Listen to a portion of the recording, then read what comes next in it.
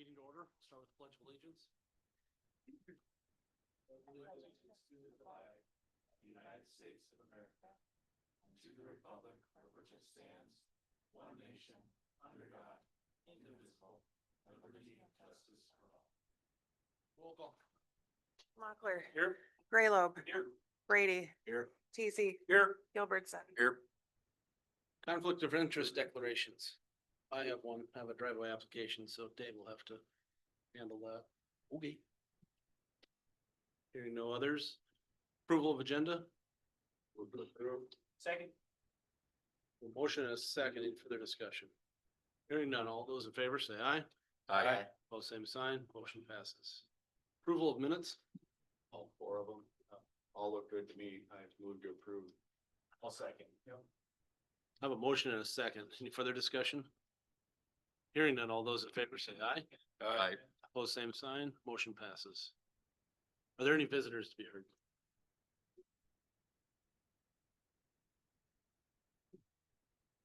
Hearing none. Dr. Stanich? And you can stand or sit, whichever you All prefer. right. I'm going, can I stand? I have some things to Yeah. pass out of it. So I'm Tom Stanage, I'm the executive director of Park People Health. And I'm here again this year. I heard somebody mention that years go by quickly. This is my 31st year of presenting the Lake County Commission. And every year we ask for your support for Wilson Park's behavioral health.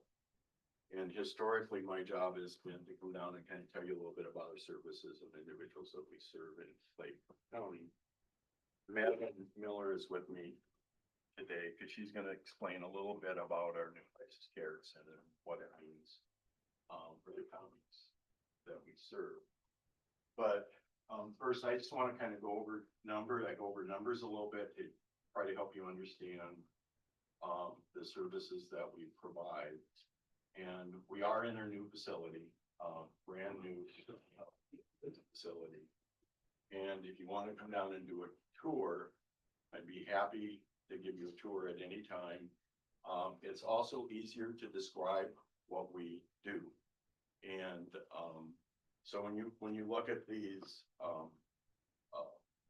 services that we provide to individuals in Lake County, that our outpatient services are kind of routine services that we provide. Somebody that needs psychiatric care, need to see a psychologist, counselor, they can come in. We pride ourselves on being able to get individuals in within 10 days or less for routine care for our outpatient services. And then the important thing to understand is that we don't ever turn anybody away because of their inability to pay. So we really serve as a safety net for individuals who are indigent for routine mental health services. That psychosocial rehab, those are services that in our new building that are on the west, and that's Impact Care. I always talk to people in the past that when I started in this business, those were all in the food services center. And back in those days, I think the counties were paying $100 a month for them. I think now it's $600 a month, but all of those individuals were really in the services center. Now, because of improvements in medications and support for those people, they're all living in communities. Most of them live with low income apartments, and we take care of them, making sure they get meds and so forth. And then substance abuse treatment, our outpatient services, residential substance use inpatient treatment, which is a traditional 30-day treatment program, detox, or withdrawal management, which has been really huge, because that's something we weren't able to offer 10 years ago. We're able to offer now. And then, of course, what Mandy's going to talk to is residential crisis stabilization, both receiving and crisis stabilization. Those numbers are going up. We anticipate that they're going to continue to go up. It's probably the biggest thing that's happened in my career for mental health services. It's the biggest thing that's happened for counties because the state is actually assuming some of the responsibility for those pre-commitment hearing days that the counties have traditionally been responsible for. So you're not paying for the ED visit, you're not paying for the mental illness hearing, if we can avoid that, you're not paying for the $600 admission fee at HSC, if we can avoid that, and most importantly, for people that don't have health insurance, there's a voluntary option. It's the company completely out of it, but Maddie will explain that to you. But we do have stats for the crisis care center, the number of contacts we're getting, that people are coming in, lay down, the number of people that then end up staying residentially, so we can help stabilize them. So Maddie's gonna share a little bit more with that, and those are on this second 2 pages that we're gonna go through. If I would just highlight for you, with the Ford Center for Crisis Care, we opened in fall, almost 2 years ago to the date.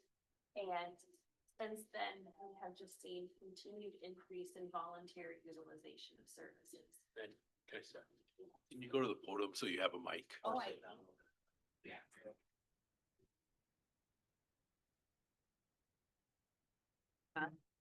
Okay, It's for online. perfect.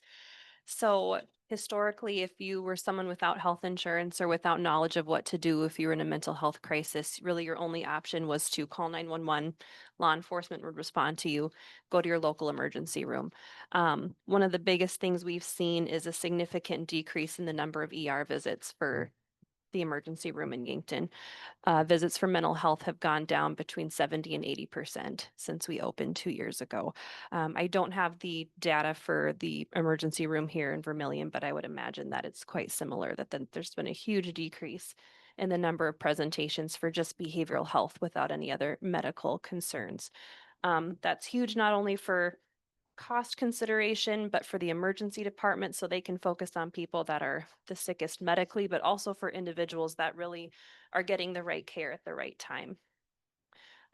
Really, we encourage anybody to call the Core Center or come see us, regardless of their age, regardless of their current crisis, whether it's mental health related, addiction related, or both. And we're prepared to handle that crisis when they walk in. Very few individuals that we take care of have to be referred on to a higher level of care for emergency medical or behavioral issues. And something else that's been really encouraging is the number of mental illness holds that we're able to drop. More than 50% of the individuals we admit that come in on a hold don't need a higher level of hospitalization. We safety plan with them, we work with their family and their support providers, and we return them back home. A couple of things to highlight this year. So since we've moved into our new facility, we were able to grow our bed capacity from 8 to 14. And already our average census is going up. Just last week, we had a couple of days where we had 10 patients or more on the crisis unit, which was higher capacity than we could ever admit prior. We also have seen a significant increase, like I said, in that number of voluntary admissions and also the number of individuals returning home. We also have seen an increase in the number of long-term stays at the Human Services Center, which tells us that the system is working better, meaning that we're providing short-term services for individuals that don't need a hospitalization, increasing hospital beds for people that do need hospitalization. So that's just a quick summary for you. Do you have any questions? I wanna emphasize just a couple of things. Can you hear me? Yeah. Okay. Yeah, and it's, thank you, Dave, for mentioning that. Everybody online, and then Okay. there'll be a YouTube video of Okay. this that people can access and aren't able to attend the meeting. So anybody that's gonna hear that, they're only Okay. gonna hear what comes right through Okay. the phone and these mics. So the important thing to emphasize is this is 24/7 crisis care. Doesn't matter what the behavioral health crisis is. It could be substance use, can be meth, it can be alcohol, it can be opioid use disorder, can be a mental health concern, suicide related. Law enforcement has a place where they can immediately take that individual.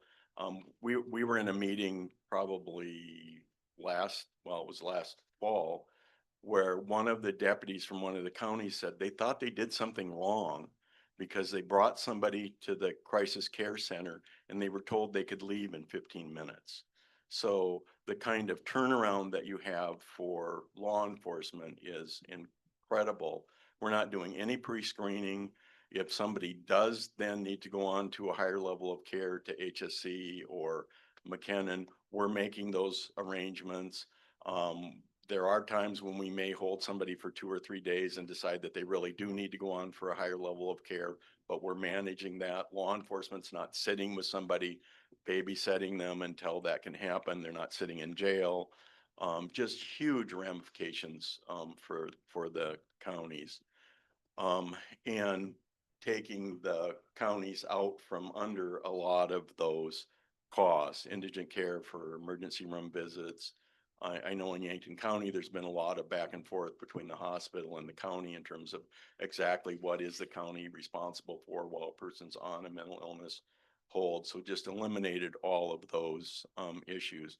So when I say that this is the most important thing that's happened in behavioral health in my career, I mean it. It just is absolutely critical. Clay County has supported us with our opioid use disorder. We're able to use those to support staff that are available immediately to help somebody detox who has an opioid use disorder. We're able to provide ongoing medication assisted treatment for those individuals in our care. The amount of money that the county we're asking this year, or gotta find it. Clay County, we're asking 26,777.94. I don't know why they get, but that's a 3% increase over our ask for last year. Although it's not a large part of our budget, it's critically important when we're dealing with our state partners so that we can demonstrate that the counties are contributing to the process, and that's always an issue that we deal with when you're talking about Minnehaha and Pennington County, whose counties are putting in significantly more dollars for these kinds of services. So that's why our county support is so critical. Questions?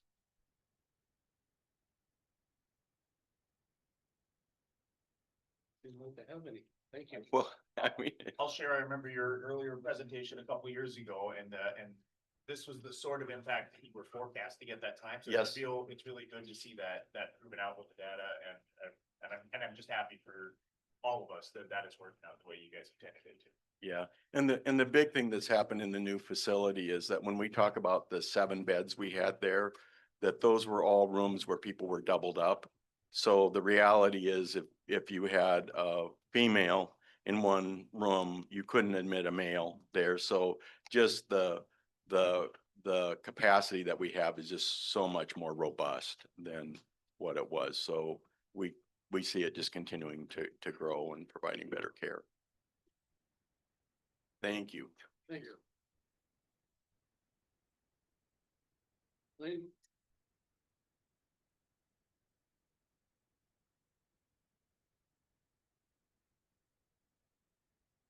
Got a couple things on there today, so don't know which one to start with. I don't know which one's listed first. LMFBG. Okay, yep, that's the yearly contract for the reimbursement from the state for up to 50%. Gotta throw that in after they cut it last year. So I'll answer any questions if you got them, but I recommend that we do it. It's money coming in, so. Couple years ago, I looked at it pretty closely. This year, I took a look at it. It looks like very similar language. It is, which is part of the problem, because they copied and pasted. And when I asked the question that it still says 50%, they Yeah. said, no, it says up to way deep in there in the fine print, so. But Shocked. shocking, yes. So any concerns? I know it's hard to predict, but the new things about gut and FEMA. That is going through, there's another hearing on the FEMA gutting itself. with this, the state is saying that this money should stay fairly stable through 2028, which how they're saying that, I have no idea. But they're expecting it to stable out.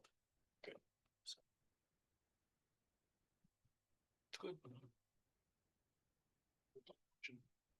To authorize the chair to sign memorandum. Second. I have a motion and a second. Any further discussion? Hearing none, all those in favor say aye. Aye. Both same sign, motion passes. MOU with DSU. Carrie and I received an email from Dakota State. It's part of the state's cyber something or another. Basically, they can help with cyber services. We just have to have this MOU signed in order for them to do it. That's, basically free services because it's being paid for by the state. It was originally going to be our way, for, well, I don't know if Barry mentioned it or not, but we were gonna go through them to switch over to .gov kinds of things, but it became apparently clear that it wasn't the way to go. It was gonna cost us thousands through there, but Homeland Security is gonna pay for that now, so. Okay.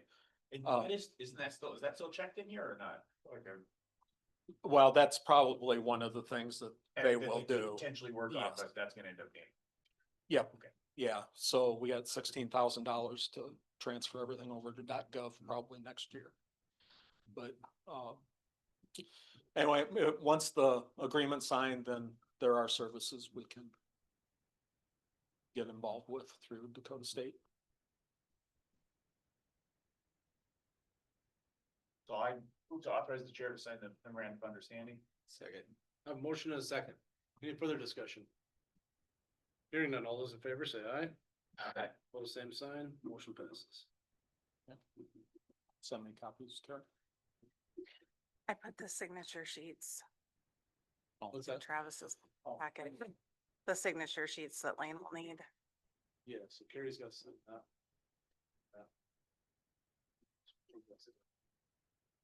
Who else has to see it? This stuff. Thank you.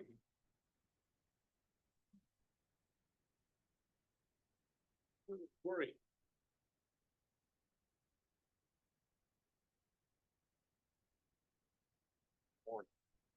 Morning. So I think at that last meeting, we were discussing, what is it, Dave, 309? Taggart.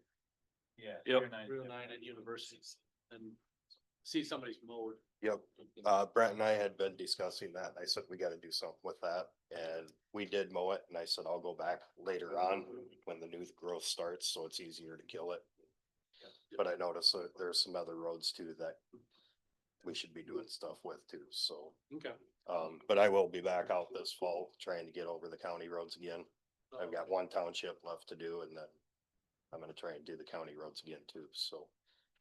But If you've got a known list, maybe write it up, and then that way, if, other commissioners can then know whether or not they're seeing everything that they're seeing out there on the list, and that way we can make sure that, with other concerns, we know whether you're already planning to address them.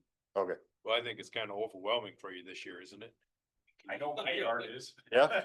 well, I mean, I've got a neighbor 2 houses down that's got hemp in his yard that's 10 foot tall, so. Yeah. Big year for bio. I saw on the Everything's growing. this year. 309 there on the south side, we got some good hemp crop going there, Yep, all right off University. yep, So, but I took the back roads all the way to Sheldon, Iowa yesterday. We're not the only place. It's Nope. all the way. Yep. Everybody's got the same issues. yep, I've been out to Charles Mix County and they've got the same issues, so, So I just know it's a struggle. yep. But yeah, that's why I figured, like I said, Brent and I had discussed it before you guys' last meeting even, we were Okay. discussing what to do, and I said, I thought the best idea was to get in there and mow it down, and then I'll come back after a couple weeks and spray them, so. Thank you. Cool, thanks. Thank you. Thanks.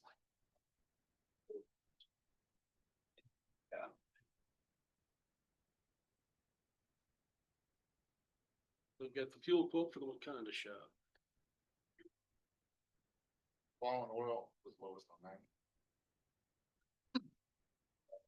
Roommates wasn't able to do the starter went out in his truck, but got started next. Move to approve all in oil for the low fuel bid, Honda. Second. Motion and a second. Any further discussion? Hearing none, all those in favor say aye. Aye. All same sign, motion passes.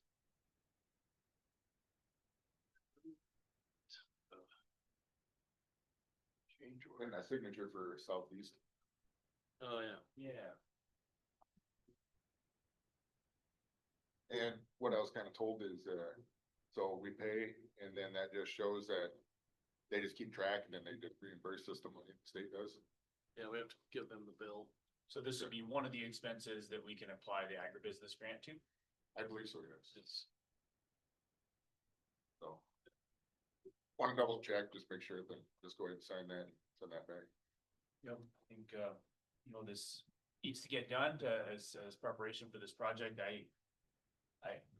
I will say, you know, and I think I'm a little bit possibly in the minority on this, but it surprised me that I am, but, you know, this, I will remind people that when this project first came before us, when the state first talked about these turning lanes, they said that the normal lane that these turning lanes are paid for is for the state to pay for a third, the county to pay for a third, and for the developer that is benefiting and that is requiring that these turning lanes be put in for their facility to operate, that they normally pay a third. And so it is something that I think, especially as tight as our budget is, you know, I can't make, you know, this isn't something I can do on my own, but I do feel that I would urge the commission to consider requesting that the developer pitch in a third on the cost of these turning lanes, as is by reporting from the state of South Dakota. The DOT says that that's the normal way it's done. So, you know, when they said that, my expectation was that the developer would probably pick up a third of this cost. We were talking about several $100,000 of work, and I was starting to tight as our budget is, that would be you know, could be a substantial help towards the cost of this project. So just wanted to voice that, and you know, I don't expect that I have a majority on that, to make any changes there or any formal motions, but if I'm wrong about that, I urge others to weigh in, so.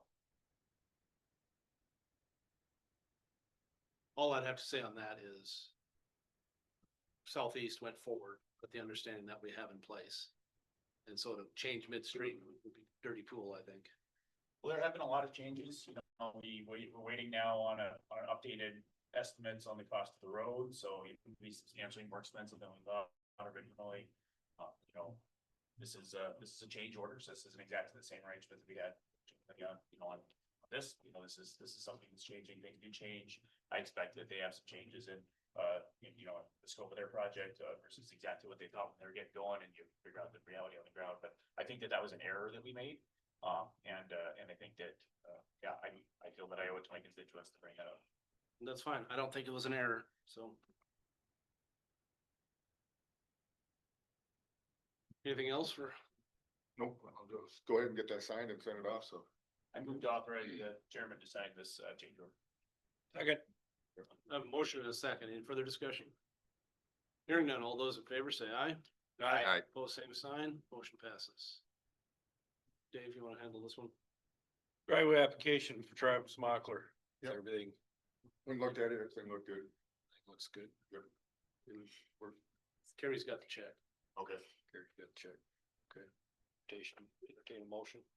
Move to approve the driveway application for Travis. Second. Got a motion and a second. Any discussion? All those in favor? Aye. Aye. All opposed, same sign. Motion carries.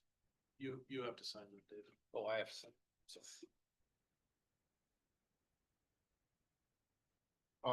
Ended up hiring one more guy already, maybe another guy.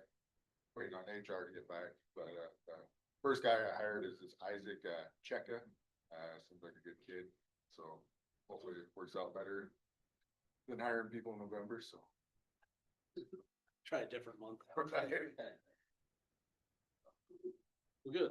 that's all I got for. So if you get the next person hired, you'll be full staff then? Yep. Okay. And the way it's looking, if we end up going with the second guy, it looks like both those guys won't have CDLs. I'll have to get those guys straight. you wanna see this, Jeffrey? What's that? Do you wanna see this? This is the driveway application. Yeah. That was it. It was okay. Yeah, we got, the updated. That's all I got. Okay, thank you. Thank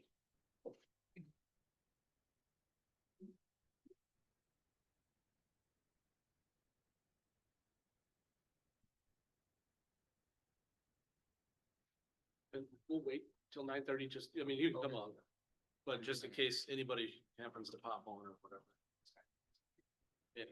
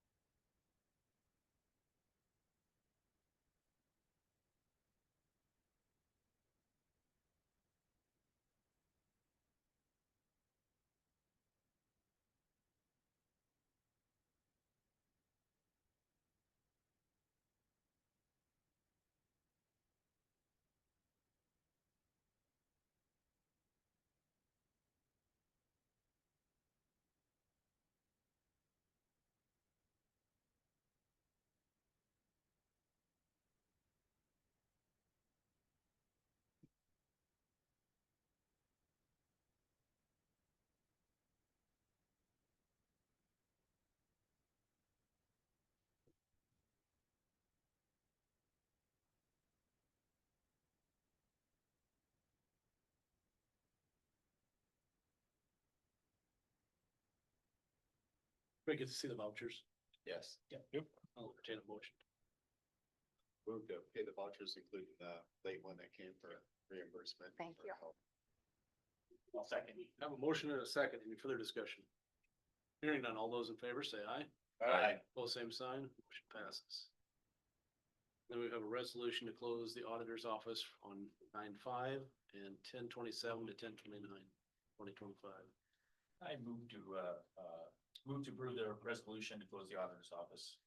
Second. I have a motion and a second. Roll call. Gilbertson, Aye. TZ, Aye. Brady, Aye. Graylobe, Aye. Mochler. Motion passes. MOU for passing the opioid settlement funds to Lewis and Clark Behavioral Systems Services, sorry. So moved. Second. I have a motion and a second. Any discussion? Hearing none, all those in favor say aye. Aye. Both same sign, motion passes. I don't think anybody jumped on, so. Nope. Want to start? No. Morning, gentlemen. So in front of you is the, proposed permit fee that it would cost the city for their new wastewater treatment center. As you can see, it's 20,000 and change. Normally I can make decisions, but I feel like this one would be up to you since it is with the city of Vermillion. On the other side of that page behind the map is the permit cost for the jail, and that's including fees. I know that it was a 70-30 split for the hookup fees and everything along those lines between us and the city. So with that being said, we ended up paying 35,3,155 once it's all said and done. That's how much we'll be paying for the jail on hookup services. And my recollection was that was limited to so they had to itemize everything and demonstrate that we were covering costs associated with affecting the property. Is that correct? Correct, yes, but we don't do inspections on our end, right? I'm not an inspector, I do the permit side. The actual permit fee from the city for the jail was 0, but it was all those hookup fees and everything else. Which you'd have to pay So I mean, they can't really figure into a permit fee. Correct. And that's why, you know, normally something simple would, you know, I would just sign off on it, but you know, with it being 20,000 and change, I So what, toss it to you guys. what is the scope of the work that you, additional work you'll need? It's a large facility, so is there I don't, additional work you need to do? no, this is just how much do we charge? This is just building permit. Yeah, Yeah. this is just I built, guess reviewing that building permit is something that your office does, yeah. set, yeah, I mean setbacks and everything like that, but I mean, that's a normal build permit. Which is normally what the fees are intended to cover. You know, this is a enormous facility versus somebody's house. I mean, I think the idea of charging somebody's a building permit fee is not to penalize somebody for building something, but cover to make sure that the costs are borne by the person who is, you know, developing the property, I would assume, right? Correct. That's my justification for having a building permit fee. I don't wanna, it's not punitive. Yeah. Right? That depends on who you are. How you feel. Correct. And, you know, and like I said, you know, it's, if we were to do, say, even just 30% of what the actual permit is, it'd be $6,127.50. Of what the 20 grand would be, right? Well, what would the 30%, where would we get that? You know, I'm just going We're off, offering some sort of a discount or something because. correct. Correct. Yeah. You know, like, are we gonna charge the city the full 20,000? Because then that's gonna change their bid for their contractors and stuff like that. And then on top of that, where do we? Cause you know, if they're it's two agencies of the government, so. So here's where I guess I'm at. Everybody chime in. The city of Vermillion cannot charge the school district or the county on a public use building permit. They can only charge inspection fee. On the law enforcement facility we just built, I think we paid $335 in inspection fees. There just wasn't much for them to do. I think we need an agreement with the city, the school district and ourselves that no inspection fees, no building permits get charged those entities. And we just put it in a resolution. This would be probably an opportune moment to have that discussion when we have the potential for a large fee under discussion. So I think that seems like a reasonable plan to me as well. And I think that'd be a good conversation to have now. I mean, that's different than this building permit right now. We have to deal with this right now, but I think next Tuesday when we meet jointly, we can have that discussion. Would you have, does anyone feel that this discussion should be tabled until after we have that discussion? I don't think so. My personal feeling is with the way the city's treated us on our law enforcement, because we're taking the money from almost the same people. That's true. Granted, there's people outside the county or the city limits that don't pay this. But a lot of people, you're just taking it out of one pocket and it's taking it out. Yeah, and we're trying to work with the other entity. I don't know. That's my thoughts. I feel we just deal with this now and like, I would make a motion to waive the fee. I'll second that. Says 0 is what I'm understanding. Well, that's the motion. Yep, waive the fees. So any further discussion? I'm hesitant to agree with you, Dave, but, Oh, that's fine. we just did that opt-out. And I'm just wondering what the optics are if we waive this. You know, Well, the same people we opt, other than the 3,500 that live outside city limits. And I get that part. yeah, You know, do we just do the service fee that they, you know, the 375, what they charged us? Or, you know, and that's, once again, just you know, I'm options. just throwing out that point. Yep. And another thing I thought it was precedent. Is anybody gonna come to us in the future and say, you waive that for the city, or are you gonna do that for me? Well, it's the government entities. I Okay, mean, that's. Right. That's, that does make more sense, so, those are the only, I mean, this won't go any farther. than- okay. I mean, the school district, they can't charge building permit anyway, but they'll just be part of it, knowing that they can't be charged. I just think that was that was a tough sticking point for them Okay. before the state law was realized that home rule charter communities cannot charge a building permit to public institutions. You know, I would say, I'm not totally clear on Robert's rules, whether I can talk about, you know, a possible amendment to a motion, but, you know, I would certainly be comfortable with seconding an amended motion that, that did require them to pay the nominal application fee of the, you know, and maybe the new commercial industrial structures fee. So those fees do seem to be intended to cover the cost of, you know, Yeah. taking some time that's office, preparing something. I'd be more than happy to amend my motion. We waive the 20,000 and charge them the 425. And that way it's fair and even, you know, you did have to take a little bit of time to review this and bring this to us and talk to us about it and things like that. So it helps cover that little bit of the cost of that. I would have no issue with that.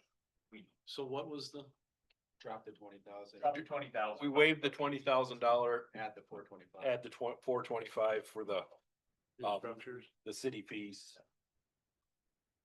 Two highlighted on it. Cause it does fall into the For application JJC. fee and the city fee would be a total of $425.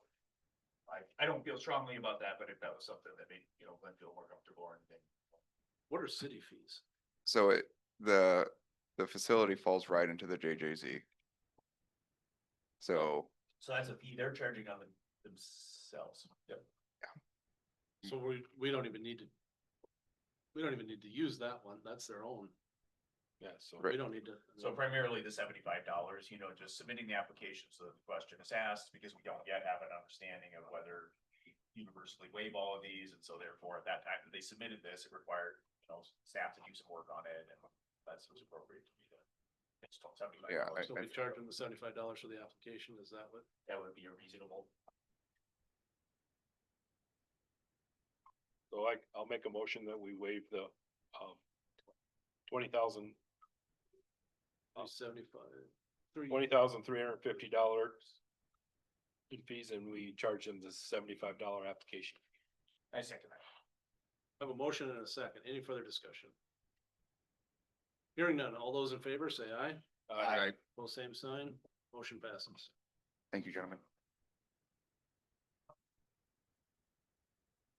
Brett, did you have?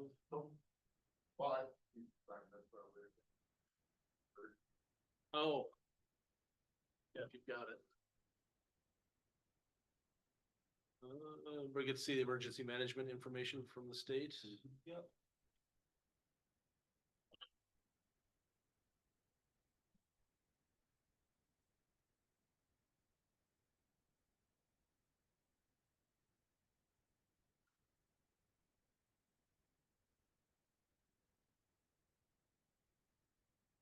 See, department monthly reports, everybody get to see those, and Clay County Park.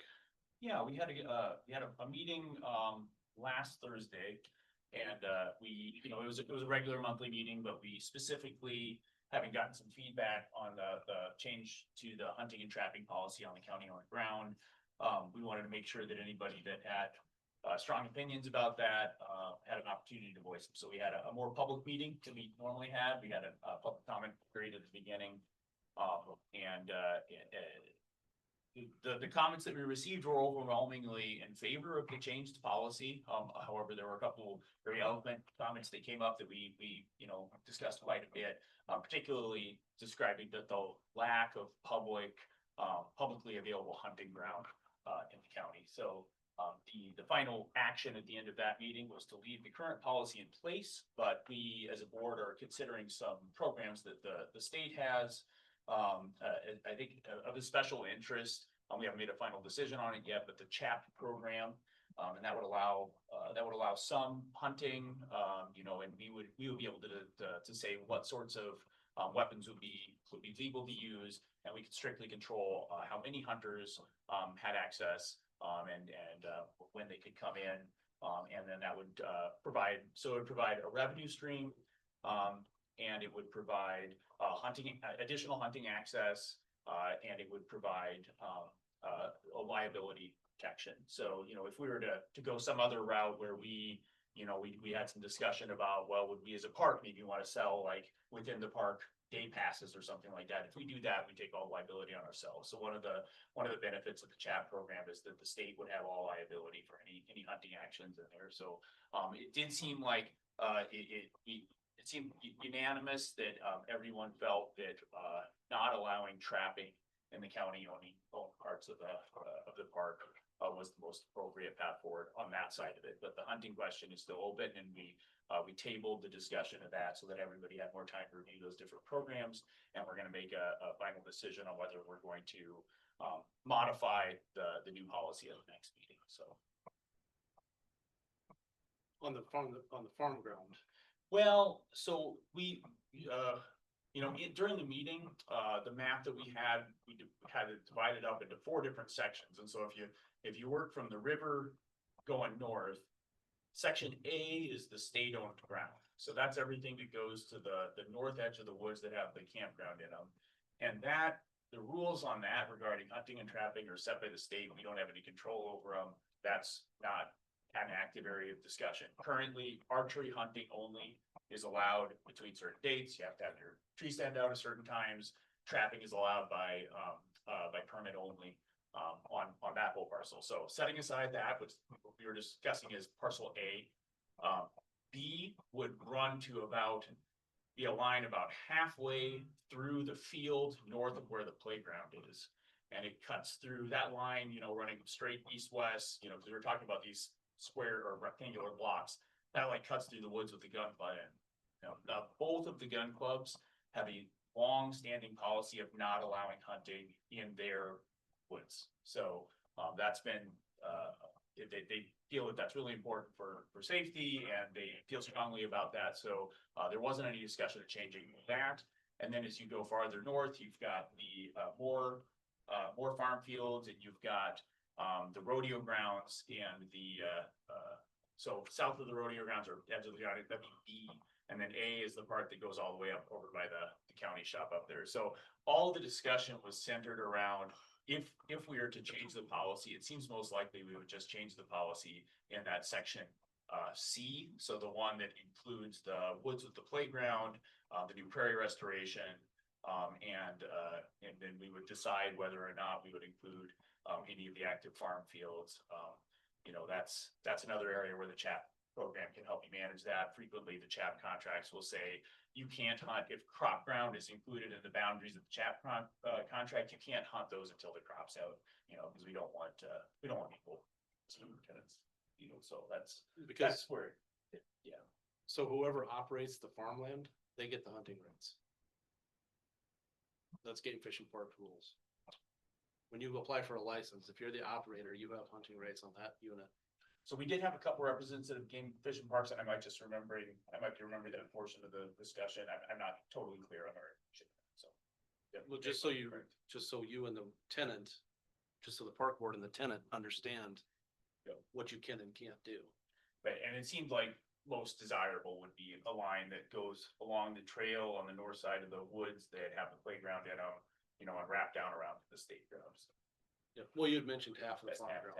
That's where the line was in the sections we were talking about, and there was a representative of Game Fish and Parks, and when that came up at discussion, he would, he said he was a conservation officer for 29 years, and he was the one who was really selling the CHAP program.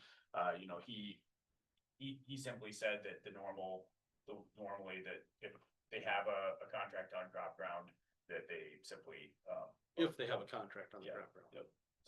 So that may have been, although we had told him that we have a tenant. So I'm not sure why he didn't mention that at that time. But thank you, yeah. Just so we don't get into a Yeah, no, we've had a really good situation. Yeah, we've had. Yeah, and I don't have a great answer on that. I know I was actually just briefly looking that up, and this rings a bell to me. I think if you have 160 acres or more, you have the ability to apply for the landowner preference license. If it's less than that, I'm not familiar with what tenant rights are compared to landowner rights. I'd have to look into that, but there is that. I believe that 160 acres then permits you to apply for a specific license that allows you to hunt that land that you either own or lease.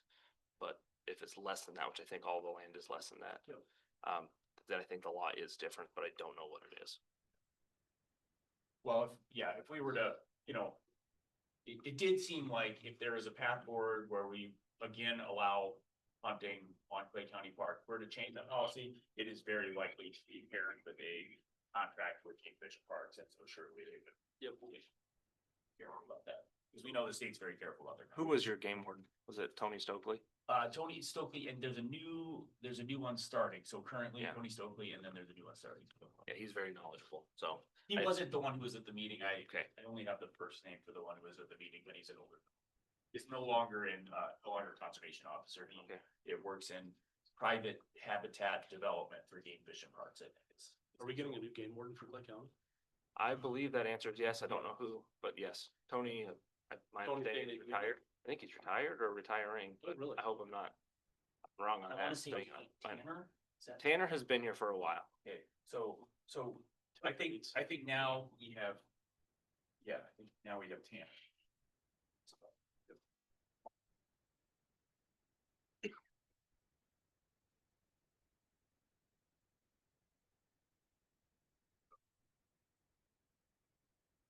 Anything else? No. Building project updates. I think everybody's gotten Scott's emails on the entrances. That starts tomorrow, right? Yes. And with the new building, tomorrow they're gonna start their punch checks. That's what they call it. Okay, that's Going through exciting.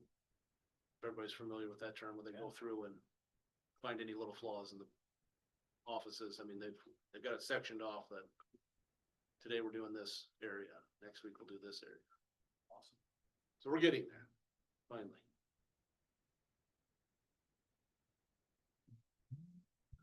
Joint jurisdiction, We're trying to get a meeting set up, to go with for the comp plan. That, don't have a date set yet. Planning, zoning, we had a meeting last night, it's gonna get kicked up from planning, zoning, it's coming up to us. New ag to rural residential, new development, east side of town here out by Prairie View. So, looks like pretty good, it's, 6 lots, like a nice little development. All slab on grade homes. and we have a joint jurisdiction meeting next Tuesday night. Second reading.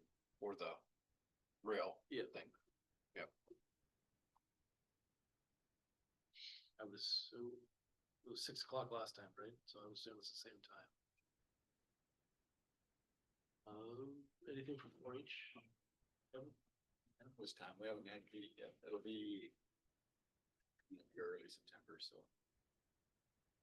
I had to double check. I will have a conflict with the next Tuesday meeting. However, The based night one or the day one? the night, it's a night one, right? The joint one is, yes. Yeah, so the joint one, I'd have a conflict there, but assuming we still would have a quorum, and it seemed that there was no pushback at all, and I'm certainly comfortable with the project. I don't have anything that I would need to express. So Okay. if I, get written comments or verbal comments or anyone, I'll share it with you guys so that you guys will have it for your discussion, but I'm comfortable with you guys going ahead with that. We are gonna discuss the resolution for building permits. I want to be at that one. I'll see if I can change my application. Yeah. I generally am supportive of that as well, but I would like to be a part of that application. Any other commissioner reports? I got something on that committee, the building project here. Okay. We met last Thursday again, even with taking out the court services, our little conference room here, a few other things, we're still about 30,000 short, so I think there's no doubt that that's going away. So, The court services. yeah. Yep. Yeah, they were gonna try and do some more tweaking on things. We'll meet again Thursday, so we'll see where we're at. So. I suppose by next week here, you're gonna wanna know. Or to have a pretty firm number. So, Yeah, cause when's the budget? Is it next Tuesday we finalize that, or is that the end of the month? It's the end of September. End of September. Yep. So by the end of September. Yeah. I think sometimes a good thing to do when you're. I didn't mean to interrupt. Go ahead. I was just gonna say, if it is something that. Might be able to fit into a future renovation or something like that, sometimes just, continuing to plan, We're- in we- preparation is. We're talking about that. Great, that's great, thank you. Yep, so. Yeah, I think we'll be pretty close to firming everything up on Thursday, so. That's it. Yeah. There's a lot of hard decisions. We've been working with them to try to figure out the scope and the budget before we present a contract, so we haven't gotten to that spot yet, but the hope is that as soon as we have the number and the scope down, we can present a contract to the commission, and then they want to start work as soon as possible, so as soon as this place is vacated, they're So we have to stay understanding. within that 950,000? Or whatever that. That's the number we're shooting for, so. Right, I know this number you're shooting for. Do we have to? I mean, if we're within 30,000, I hate to like lose doors or. Right now, yes. Now, we can have that conversation as, I don't think we're bound to staying inside that number, but that's certainly the number we've been providing to them as where we're at. I didn't want this to go away because of $20,000.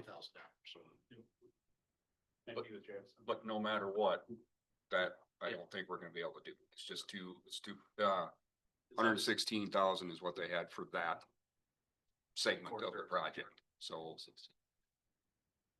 They did break it down, this is what I wanted to see. They broke down every segment. This was, I don't know, not much, 19.5.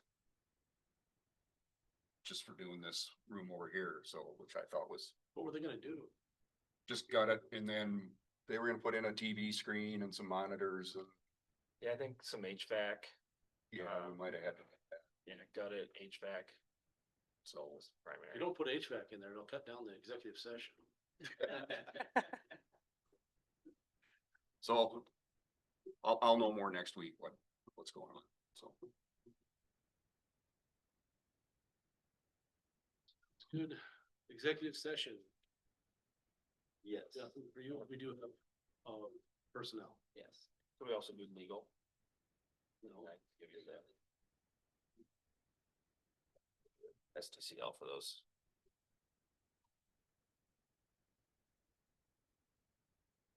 Executive session is 125.2 subsection 1 and legal is 125.2 subsection 3.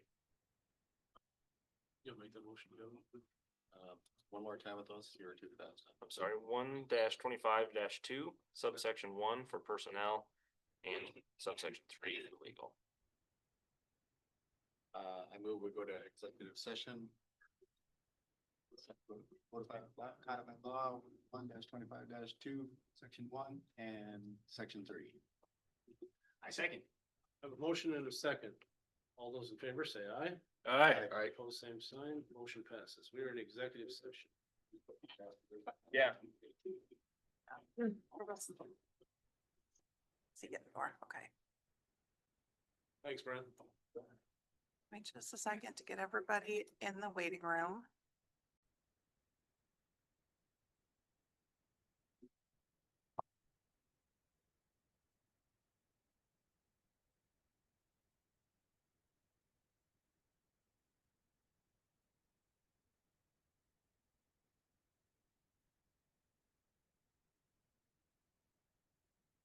Entertain a motion to come out of executive session. So moved. Motion and a second. All those in favor say aye. Aye. Opposed, same sign. We're in regular session. I didn't catch you actually made the motion. Okay, thought so, but I wasn't sure. Anybody have anything else? Entertain a motion to adjourn. So moved. Second. Motion and a second. All those in favor say aye. Aye. Adjourned.